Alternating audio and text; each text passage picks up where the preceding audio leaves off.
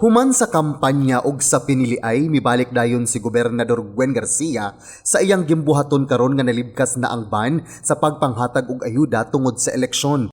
Dugang 14,000 ka mga dasig Sugbo cards ang giapod-apod ni Gobernador Garcia didto sa lungsod sa San Fernando, Cebu nga ug Dakbayan sa Karkar niadtong Mayo 17.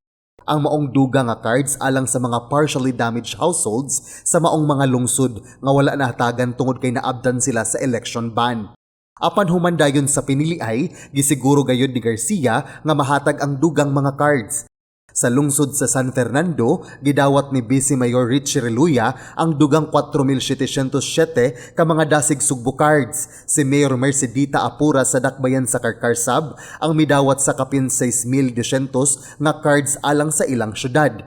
Ug sa lungsod sa Cebu nga, giapod-apod ngadto sa 25 ka mga barangay kapitan kauban si Mayor Lionel Bacaltos ang 3,254 nga mga dasig Sugbo cards nga iapod-apod sa ilang mga konstituwente.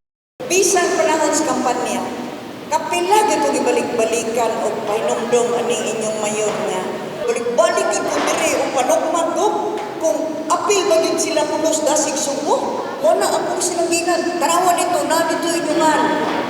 Basta kay, iba mo ko si Bote, pasabot ato.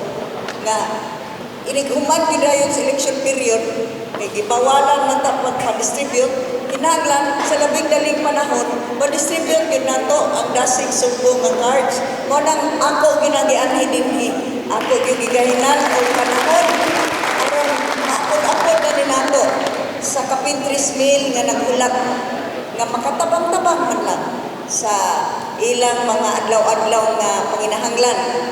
Ang mga beneficiaries sa dasig Sugbo cards alang sa partially damaged households mahimong makaklaim sa 3,000 pesos nga kantidad sa mga materyales ug uban pang panginahanglanon gikan sa partner merchants nga gamiton pagpaayo sa ilang kabalayan nga naguba sa bagyong Odette. Pag igugid sa bagyo, pagkaugma dayon ana, diri dayon siya. Wa gid sila giari ang Cebu nga gidunan yang giari diri labi na diri sa poblasyon, iya dayon gituyok ang poblasyon, iyang gitan-aw unsa gyud ang naapektuhan niya. Kami manggoy sentro sa mata diri gud ato nga time. So dako puy kog pasalamat kay halos tanan sa poblasyon mismo at tagaan sa dasig Sugbo cards labi na karong nay bagong naabot. Dako kay magpasalamat, dako na po kining matabang sa isa mga tao.